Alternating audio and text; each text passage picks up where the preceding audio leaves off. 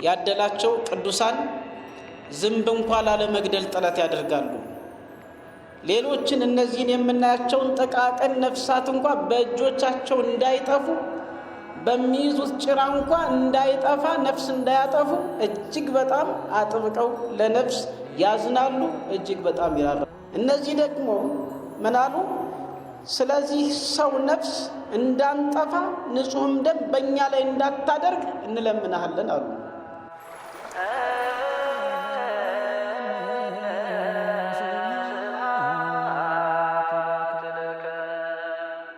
ሁላችንም መማማር ያለብን ወንጌልን መስበክ ግዴታ ነው። የማንም በየትኛውም ቦታ በሚመች ሳይሆን በማይመች፣ በሚጠገበት፣ በሚበሉበት፣ በሚጠጡበት፣ በሚለብሱበት፣ በሚደምቁበት፣ በሚያገኙበት፣ በሚሾሙበት ሳይሆን በሚራቡበት፣ በሚጠሙበትና መከራ ባለበት ሁሉ ወንጌልን የምስራቹን ወንጌል መስበክ የግድ ነው።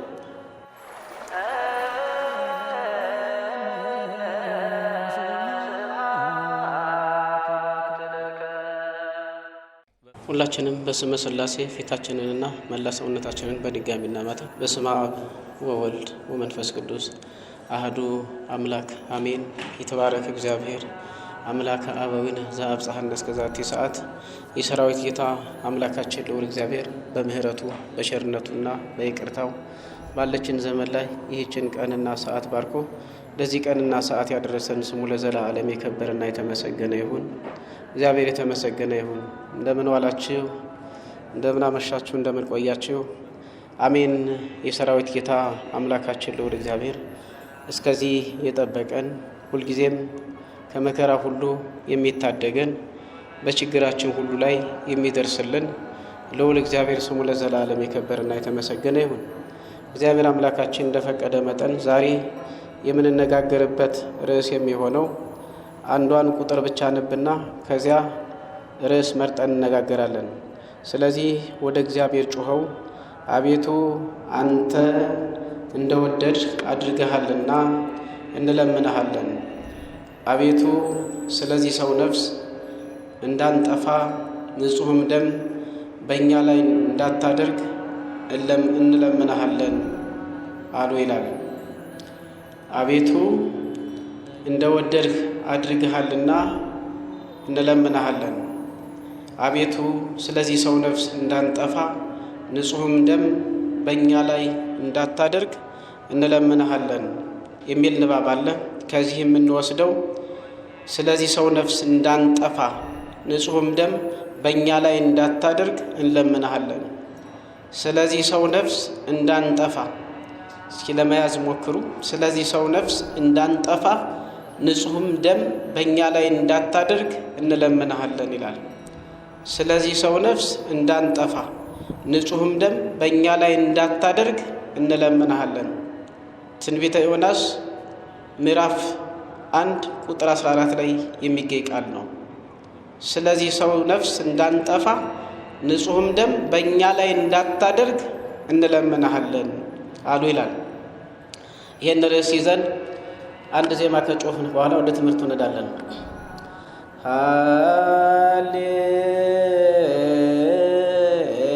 ሃሌሉያ አድኅነኒ እግዚኦ እምብእሲኩየ እምሰብእ አማጺ ወአባሊ ባልሃኒ እስመ አንተ ትቤ እግዚኦ ተመየጡ ሀቤየ እዝየከር ኪዳንየ ዘመሃልኩሎቱ ለኖኅ ገብርየ ወፈኖክዋ ለዮናስ ብሔረ ነነውየ ከመ ይስብክ ሎሙ ወእምዝጾሙ ወጸለዩ ሰብአ ነነውየ ወነስሑ እግዚአብሔር ይቤ ዘጾመ ወጸለየ ወሰአለ እሙነ ይነስእ እሴቶ ከርዕሳችን ጋር የተያያዘ ስለሆነ የዘመን አንስተናል። ርዕሳችንን ደግመውና ወደ ትምህርታችን እንገባለን። ስለዚህ ሰው ነፍስ እንዳንጠፋ ንጹሕም ደም በእኛ ላይ እንዳታደርግ እንለምንሃለን ይላል ትንቢተ ዮናስ ምዕራፍ 1 ቁጥር 4። የትምህርታችን መሰረታዊ ዓላማ ስለ ሰው ነፍስ አብዝተን መጠንቀቅ እንዳለብን፣ ስለ ሰዎቹ ነፍስ አብዝተን መጠንቀቅ እንዳለብን፣ ያለበዚያ ግን የንጹሐን ደም በእኛ ላይ መመስከሩን እንደማይተው፣ በዚህም ምክንያት እግዚአብሔር አምላክ እንደሚበቀለን ማስገንዘብና ማስረዳት ነው። እደግመዋለሁ ዓላማውን። ስለ ሰው ልጅ ነፍስ ያደላቸው ቅዱሳን ዝንብ እንኳን ላለመግደል ጥረት ያደርጋሉ። ሌሎችን እነዚህን የምናያቸውን ጥቃቅን ነፍሳት እንኳን በእጆቻቸው እንዳይጠፉ፣ በሚይዙት ጭራ እንኳን እንዳይጠፋ፣ ነፍስ እንዳያጠፉ እጅግ በጣም አጥብቀው ለነፍስ ያዝናሉ፣ እጅግ በጣም ይራራሉ። እነዚህ ደግሞ ምን አሉ? ስለዚህ ሰው ነፍስ እንዳንጠፋ ንጹሕም ደም በእኛ ላይ እንዳታደርግ እንለምንሃለን አሉ። አንደኛ እነዚህ ሰዎች ምን ያህል ፈሪሃ እግዚአብሔር እንደነበራቸው፣ ስለ ሰው ነፍስ ምን ያህል ይጠነቀቁ እንደነበር፣ ስለ ሰው ነፍስ ምን ያህል ክብር ይሰጡ እንደነበረ እናያለን። ከዚህ ደግሞ እኛም ራሱ ስለ ሰው ነፍስ አብዝተን መጠንቀቅ እንዳለብን፣ ማንንም አሳልፈን መስጠት እንደሌለብን፣ በእኛ ምክንያት በማንም ነፍስ ላይ አደጋ እንዳናደርስ እጅግ በጣም አጥብቀን መጠንቀቅ እንዳለብን፣ የምናደርስ ከሆነ ግን እግዚአብሔር አምላክ አባቶቻችን እንደሚናገሩት የውሻ ደም የማያስቀር ጌታ ብለው እንደሚናገሩት እግዚአብሔር አምላክ ካደረግነው በላይ እንደሚበቀለን፣ ብድራት እንደሚከፍለን ማስገንዘብና ማስረዳት ነው። ይህን ነው የምንነጋገረው። ስለዚህ የሰው ነፍስ እንዳንጠፋ ንጹሕ ደምም በእኛ ላይ እንዳታደርግ እንለምንሃለን አሉ። እነዚህ ሰዎች የእግዚአብሔርን ፈራጅነት ተረድተዋል። እግዚአብሔር በሰው ነፍስ ላይ ግፍ የሚያደርገውን እግዚአብሔር እንደሚበቀለው፣ እንደሚያጠፋ ተረድተዋል። ብድር እንደሚከፍል ተረድተዋል። በሚጨክኑ ጨካኞችና አመፀኞች ላይ እግዚአብሔር ዋጋቸውን እንደሚሰጣቸው በደንብ አድርገው ተረድተዋል። እነዚህ ሰዎች እንግዲህ ዓላማችን ይሄ ነው። ይህንን ቃል የተናገሩት መርከቢቱ በባህር ልትጠፋ፣ በእርሱ ምክንያት መርከቢቱ በባህር ልትሰጥም፣ ስለዚህ ሰው ነፍስ ያሉት በእርሱ ምክንያት፣ እርሱ ባጠፋው ጥፋት ምክንያት እነሱ በባህር ሊሰጥሙ ሲሉ፣ ጥፋተኛው ግን ጥፋቱን አምኖ እኔን ወደ ባህር አንስታችሁ ካልጣላችሁኝ አትድኑም ሲላቸው ነው እንግዲህ ይህንን ቃል የተናገሩት። አትድኑም ብሎ ተናገራቸው። እነዚህ አሕዛብ ናቸው፣ ብዙ አማልክትን ነው የሚያመልኩት። ግን ምን አሉ? አቤቱ በዚህ ሰው ነፍስ እንዳንጠፋ ንጹሕም ደም በእኛ ላይ እንዳታደርግ እንለምንሃለን አሉ። ተመልከቱ፣ ወደ እግዚአብሔር ለመኑ። ጥፋቱ የሚታደጋችሁ ይሄ ሰው የሚሉት ደግሞ ጥፋቱ የሚተዋችሁ፣ ማዕበሉ የሚቆምላችሁ፣ መርከቢቱ በስነ ስርዓት ልትሻገር የምትችለው፣ ወደ ፈለጋችሁት መስመር ልትወስዳችሁ የምትችሉት እኔን በባህር ስትጥሉኝ ነው። ምክንያቱ ደግሞ እኔ አምላኬን እግዚአብሔርን ኮብልዬ የመጣሁ ነኝ። ቁጥር 9 ላይ በዚህ ምንባብ ስናየው ያ ማዕበል ሲነሳባቸው፣ ያ ሁከት ሲነሳባቸው በምን ምክንያት ነው? ተጨነቁ፣ አዘኑ፣ የያዙትን ሁሉ ወደ ባህር ጣሉ። ምግብ የሚባል ነገር የለም፣ ጓዝ የሚባል ነገር፣ ሁሉንም ወደ ባህር ጣሉት። ነገር ግን ማዕበሉ ጸጥ የሚል አልሆነም። የትኛውም ነገር ቢኖር ጥፋተኛው እስካልወጣ ድረስ ከባድ ነው ማለት ነው።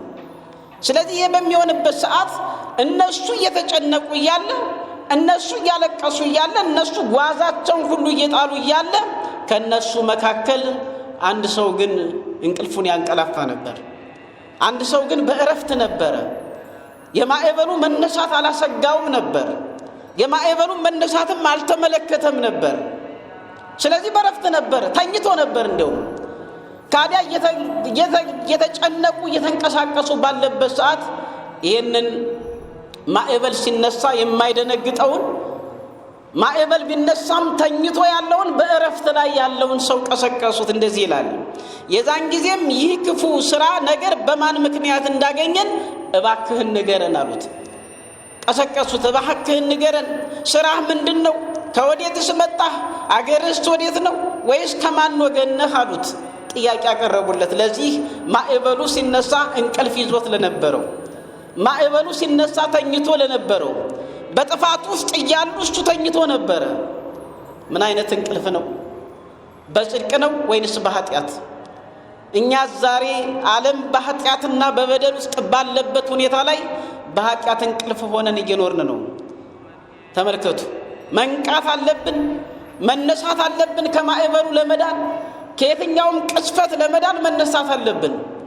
ካዲያ ቀሰቀሱትና የቀሰቀሱ ሰውዬ ማን ነህ ብለው ሲጠይቁት ማንነቱን በደንብ ነገራቸው። ያን ያንቀላፋ ያደረገው ለካ ለእርሱ ታላቅ ኃይል አለው፣ የሚመካበት አለ። እንዳይሞት እንደማይሞት ያምናል። የትኛው ማዕበል ቢነሳ ሊታደገው የሚችለው ኃይል እንዳለው ያምናል። ኃይሉን እንዲህ አለ፣ እርሱም እኔ ዕብራዊ ነኝ፣ ባህሩንና የብሱን የፈጠረውን የሰማይን አምላክ እግዚአብሔርን አመልካለሁ አላቸው። ተመልከቱ። ዕብራዊ ነኝ አለ፣ ባህሩንና የብሱን የፈጠረውን የሰማይን አምላክ እግዚአብሔርን አመልካለሁ አላቸው። የምናመልከው አምላክ እግዚአብሔር በዚህ ዓለም ከምታመጣው ማዕበል የችግር ማዕበል ሁሉ እንዲታደገን የእርሱ መልካም ፈቃድ ይሆንልን። በዓለማችን ላይ ብዙ ማዕበል ያስነሱ ችግሮች አሉ፣ እናውቃቸዋለን። ለአዋቂ አይነግሩም ለአንበሳ አይመትሩም ነው የሚባል። እናውቃቸዋለን ችግሮችን። ነገር ግን እነዚህ ማዕበሎችን ማጥፋት የሚችለው ማስወገድ የሚችለው እርሱ እግዚአብሔር ብቻ ነው። እግዚአብሔር ነው። በሰራዊት ብዛት ምንም ማድረግ አይቻልም። በስልጣንም ምንም ማድረግ አይቻልም። በእውቀትም በጥበብም በሚባለው በዚህ ዓለም በስጋና በደም በሆነ ጥበብ ምንም ነገር ማድረግ አንችልም። ማድረግ የምንችለው ከእግዚአብሔር ጋር ስንሆን በእውነት ስናመልከውና ስንመካበት በስሙም ስንጓደር ነው እግዚአብሔር አምላክ የትኛውንም ማዕበል ጸጥ ረጭ ሊያደርግልን የሚችል። ስለዚህ እውነተኛ አምላኪዎች እንድንሆን እግዚአብሔር አምላክ ይርዳን። ዕብራዊ ነኝ አለ፣ ባህሩንና የብሱን የፈጠረውን የሰማይን አምላክ እግዚአብሔርን አመልካለሁ ብሎ አስተዋውቃቸው። ተመልከቱ። በየትም ቦታ ብንሄድ የእግዚአብሔርን ክብር መግለጥ አለብን። እግዚአብሔር ኃያል እንደሆነ፣ እግዚአብሔር ሊታደገን እንደሚችል፣ እግዚአብሔር ሊያሻግረን እንደሚችል፣ እግዚአብሔር ሸለቆውን እንደሚመላ፣ እግዚአብሔር ከፍ ያለውን ዝቅ ማድረግ እንደሚችል ይሄን ነገር ማመን አለብን፣ ማሳመን አለብን፣ ማወጅም አለብን። የክርስትና ሥራ ይሄ ነው። አምልኮታችን ይሄ ነው።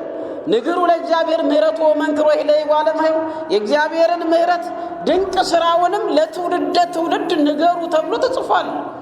የሚያደርግልንን ሥራ ለእግዚአብሔር መናገር አለብን።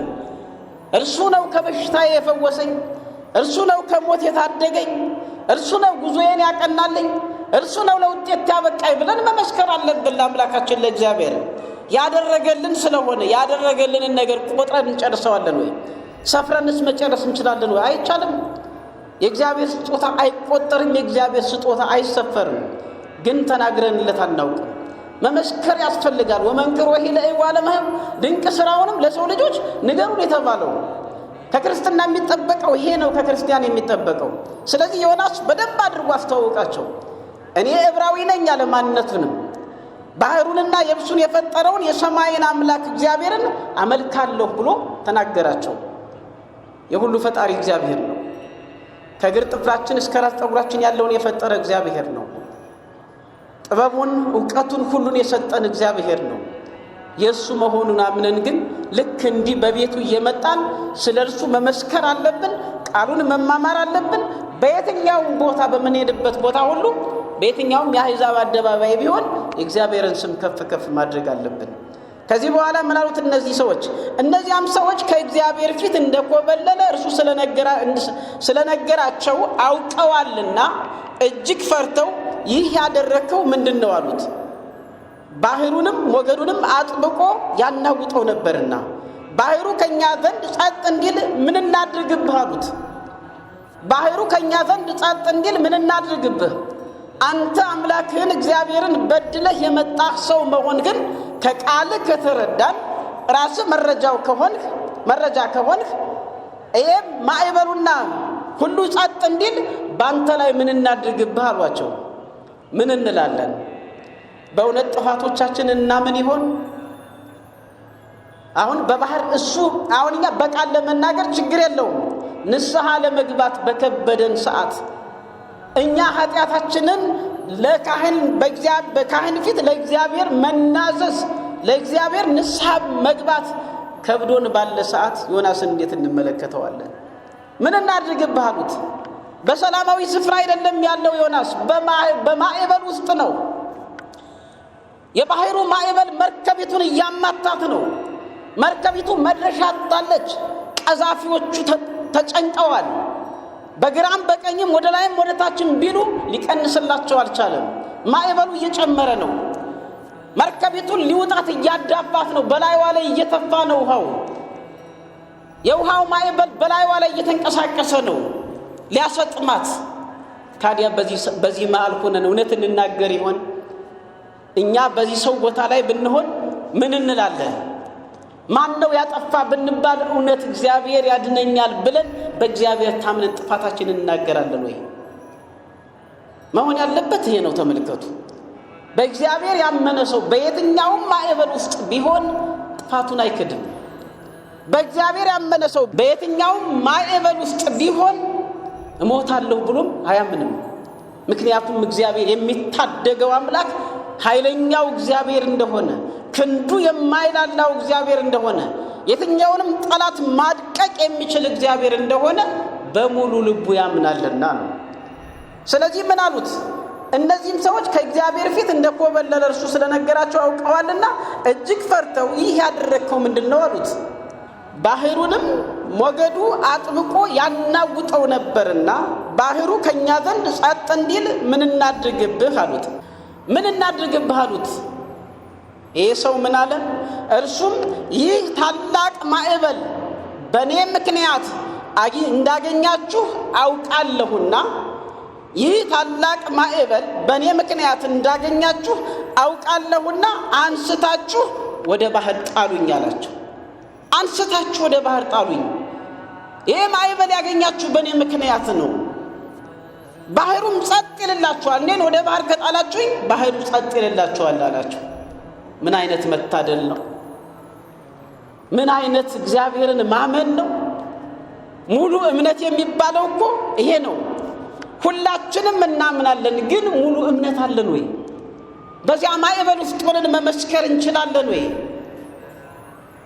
ንስሐስ በአግባቡ እንገባለን ወይ? ንስሐውንስ እንናገራለን ወይ?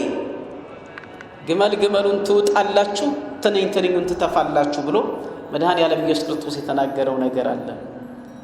ትንኟን ቀላሏን ንስሐ እንገባለን፣ ለቀላሉ ከባዱን ግን እንሰውራለን። የሚጎዳን ግን ትንኙ ሳይሆን ከባዱ ነው ማለት ነው።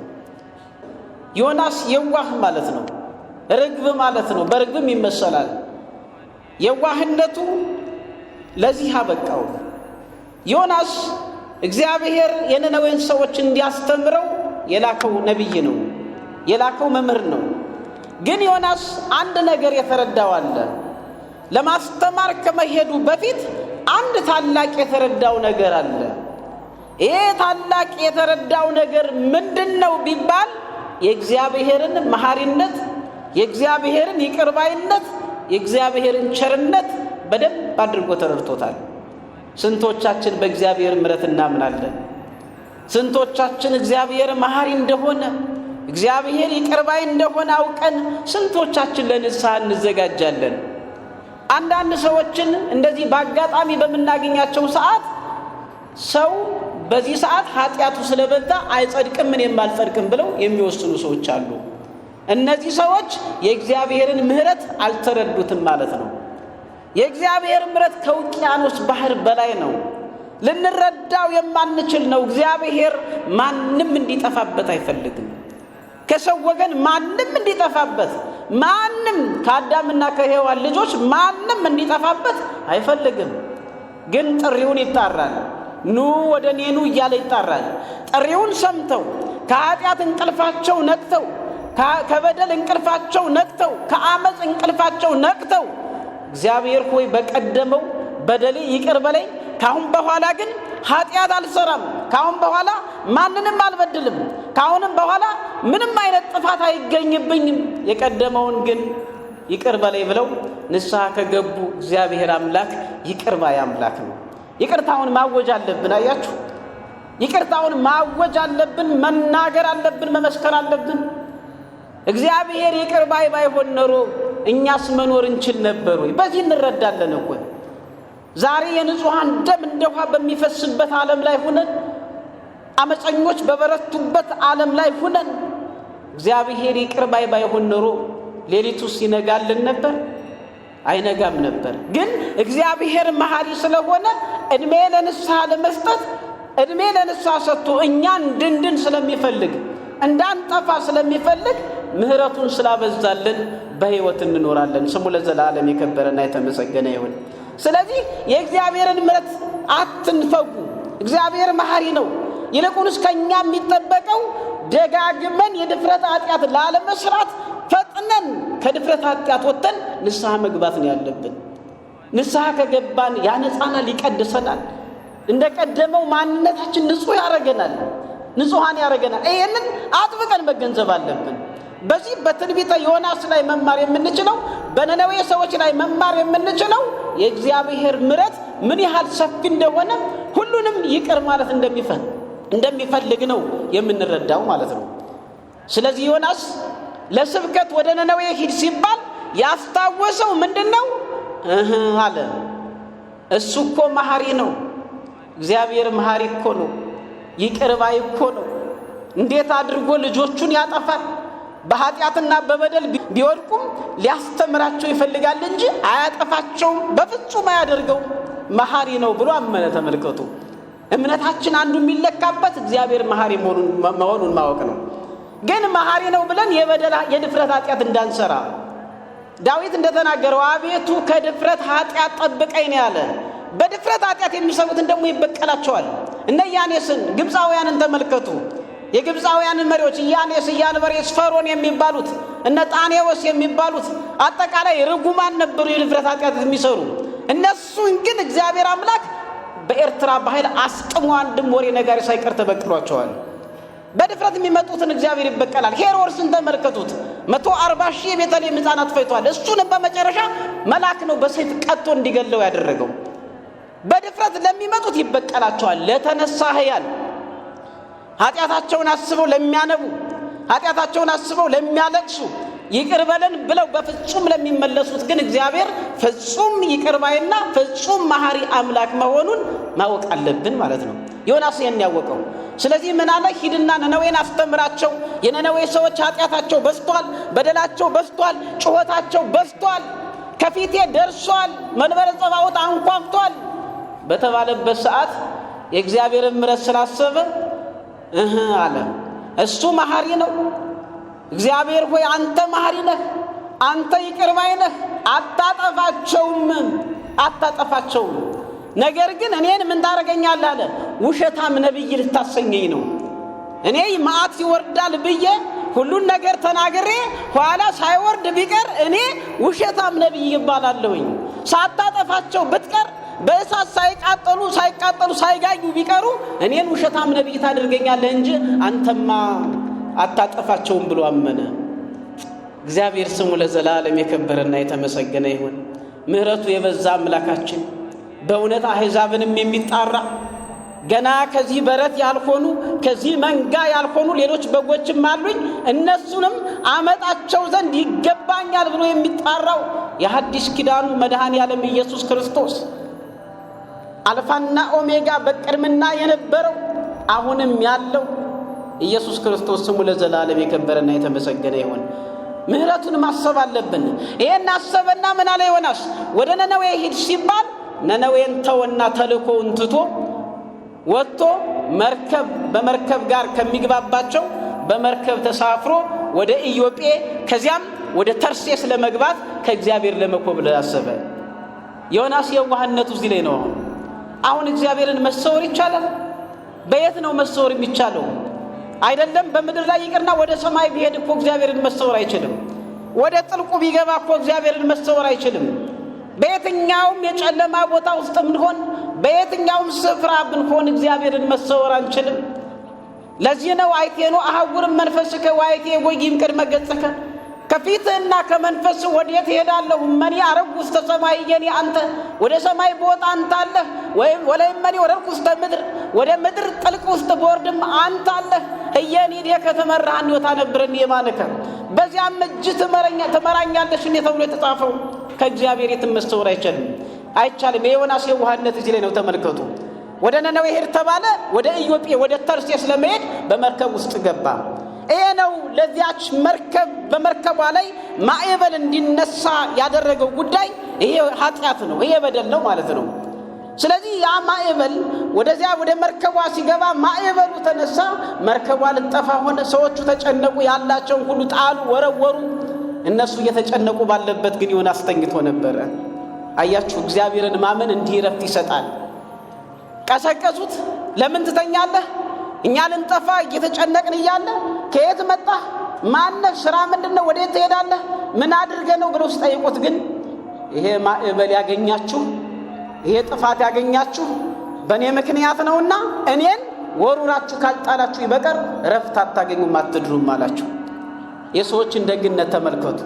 የሱን የዋህነት፣ የሱን እውነተኛነት፣ የሱን ሙሉ እምነት፣ የሰዎቹን ደግሞ ደግነት ተመልከቱ። እየነገራቸው እያሉ ዕጣ ተጣጣሉ። ዕጣ ሲጣጣሉ ወጣ ዕጣ ላይ ዮናስ 3 ጊዜያት 3 ጊዜ ሙሉ ዕጣው በዮናስ ላይ ወጣ። አሁን ዮናስን መጣር ሲገባቸው አሁን ቢሆን ምን እናደርጋለን? አሁንማ እንኳን አጥፍተን አያጠፋም። በዓለም ላይ ያለውን ግድያ ታስታውሳላችሁ፣ ያለውን ማሳደስ ታስታውሳላችሁ፣ ያለውን ጭካኔ ታስታውሳላችሁ። አመጽ፣ እግዚአብሔርን አለመፍራት፣ እንዲህ አይነት ተንኮል ያለንበትን ዘመን እናውቀዋለን። እንዳለም እንደ ሀገራችን አይደለም አጥፍቶ ይቅርና ሳያጠፋ አንገቱን ደፍቶ እንኳን መኖር የማይቻልበት ዘመን ላይ ያለነው። ሰርተን መብላት የማንችልበት ዘመን ላይ ያለነው። ዓለም እንደዚህ ናት። ዓለም አመፀኞች በስተዋል። በአሁኑ ሰዓት የማያጠፉ ምንም ያላደረጉትን ሁሉ እየያዙ የሚያሳድዱ፣ የሚገሉ፣ የሚያፈናቅሉ፣ ገለውም የሚያቃጥሉ ትውልዶች ላይ ያለነው። ዓለም እንደዚህ ናት።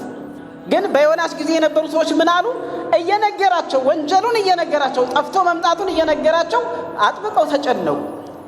ወደ እግዚአብሔር ተናገሩ። አቤቱ በዚህ ሰው ነፍስ የዚህ ሰው ጥፋት በእኛ ላይ እንዳይሆን አደራን ደሙን በላያችን ላይ እንዳታደርግ፣ የንጹህን ደም በእኛ ላይ እንዳታደርግብን አሉ። ንጹህን አሉት፣ ወንጀለኛ ነኝ ያሉት የንጹህን ደም በእኛ ላይ እንዳታደርጋሉ። ተመልከቱ። ከዚህ በኋላ ጣሉ ስላላቸው ወደ እግዚአብሔር አመለከቱና ዮናስን ከመርከብ አውጥተው ጣሉት፣ ወደ ባህሩ ጣሉት።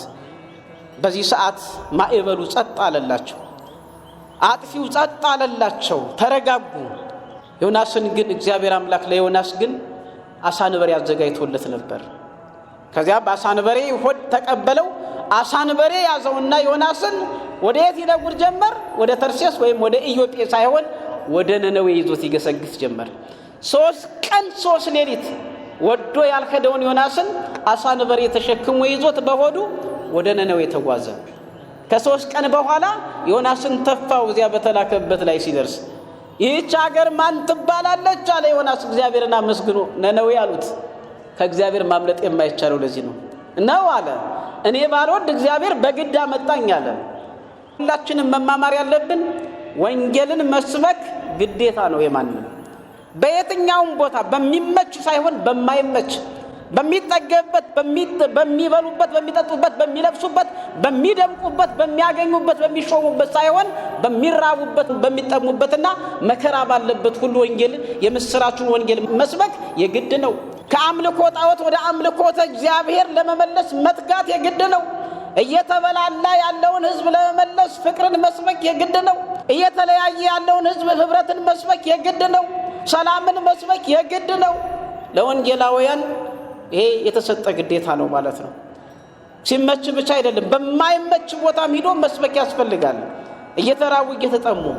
ስለዚህ ዮናስ እዚያ ሲደርስ ምንድነው ያለ? ቀጥታ ገባና ወደ ከተማ ወደ መሃል ገብቶ ንጉሱ ወዳለበት እስከ ሰሉስ ዕለት ትትገፈታ ነነዌ ሀገርክሙ፣ ሀገራችሁ ነነዌ እስከ 3 ቀን ድረስ ትቃጠላለች ትጋያለች እግዚአብሔርን በድላችሁታል አስቀይማችሁታል ካልተመለሳችሁ ትጠፋላችሁ ብሎ ይችን ቃል ብቻ ነው የተናገረው በዚህ ቃል ብቻ የነነዌ ሰዎች አለቀሱ ንጉሱ ከዙፋኑ ላይ ወረደ የለበሰውን የወርቅ ካባ ሁሉን ነገር አውልቆ በአመር ላይ ተኛ ማቅ ለበሰ አዋጅ አወጀ ማንንም ይሁን ማን እንስሳም ሰውም እስከ 3 ቀን ድረስ እንስሳም ሳር እንዳይግጥ ውሃ እንዳይጠጣ ሰውም ማንንም ቢሆን ምግብ እንዳይበላ ውሃ እንዳይጠጣ በ3 ቀን መጾም አለብን አዋጅ አላለ ሁሉም ሰሙት መታደል እኮ ነው መሰማማት መታደል እኮ ነው መሪ ሲያዝዝ የሚሰማ ህዝብ መኖር መሪውም ተሰሚ መሆኑ ምን ያህል የተባረከ ሆኖ ነው የተባረከ ባይሆን ማንንም አይሰማውም ያንተ ብሎ ጽድቅ ነው የሚለው ስለሚግባቡን የሰሙት ሁሉም ህዝብ ሰማው ከ120,000 በላይ የሆነ ህዝብ ሰማው 3 ቀን ሙሉ ሌት ቀን አለቀሱ አነቡ እንስሳትም ሳር አልገጡም ውሃ አልቀመሱም ሰው ይቅርና ከዚህ በኋላ ልክ ዮናስ እንደተናገረው እግዚአብሔር አምላክ መሐሪ አምላክ ነውና ለዮናስ ምልክትን ለማሳየት ከሰማይ እሳት አውርዶ ታላላቅ ዛፎችን በልቶ ያ ሊያጠፋቸው የነበረ መዓት ያ ሊያጠፋቸው የነበረ ሰማያዊ እሳት ተመልሶላቸው ምህረትን አግኝተው ነነዌና ህዝቡ አድነዋል እግዚአብሔር ስሙ ለዘላለም የከበረና የተመሰገነ ይሁን እኛም መጾም ያለብን ይህን እያስታወስን ነው ሀገራችን በችግር ውስጥ ናት ዓለም በመከራ ውስጥ ነው ያለ ይሄ ያዋይ ጾም ማለት ደግሞ በኢትዮጵያ ኦርቶዶክስ ተዋሕዶ ቤተክርስቲያን እነዚህ ጾሞች ያዋይ ጾሞች ናቸው በዚህ ያዋይ ጾም ማንንም ሳይሰወር ውጣ ጾሙን እንጹም እናልቅስ አብረን እናንባ እግዚአብሔር ለሀገር ለዓለም ሰላምን ምህረትን ያመጣል ማለት ነው አንዱ ሲጾም አንዱ የሚበላ ከሆነ አዋጁ ፈረሰ ነው መጾም አለብን መትጋት አለብን ግድ የለም የጾመ ቀደም እንዳለው ዘጾመ ወጸለየ ወሰአለ እሙነ ይነስሴቶ የጾመ የለመነ የጾመ የጸለየ የለመነ በእውነት ዋጋውን ያገኛል ብሎ ቅዱስ ያሬድ እንደተናገረው የጾመ የጸለየ የለመነ ከመዓት ይወጣል እምቢ ያለ ግን ራሱ ይቀጣል ነው እግዚአብሔር አምላክ ስለዚህ አሁን የነነዌን ጾም የምናስታውስበት ነነዌን ስናስታውስ እግዚአብሔር መሐሪ መሆኑን የሚያስተምሩትም ተግተው መማር እንዳለባቸው ህዝቡም ሰምቶ ከኃጢአት ከበደል መመለስ እንዳለበት ነውና ለሁላችንም እግዚአብሔር አምላክ ልቡና ይስጠን የምንመለስበት ያድርግልን ሰሚዎች ብቻ እንዳንሆን እግዚአብሔር ይርዳን ለሰው ፍጥረትም እንድናዝን እግዚአብሔር አምላክ ልቡናችን የተሰበረ እንዲሆን የእርሱ መልካም ፈቃድ ይሁንልን ወስብሐት ለእግዚአብሔር ይቆየን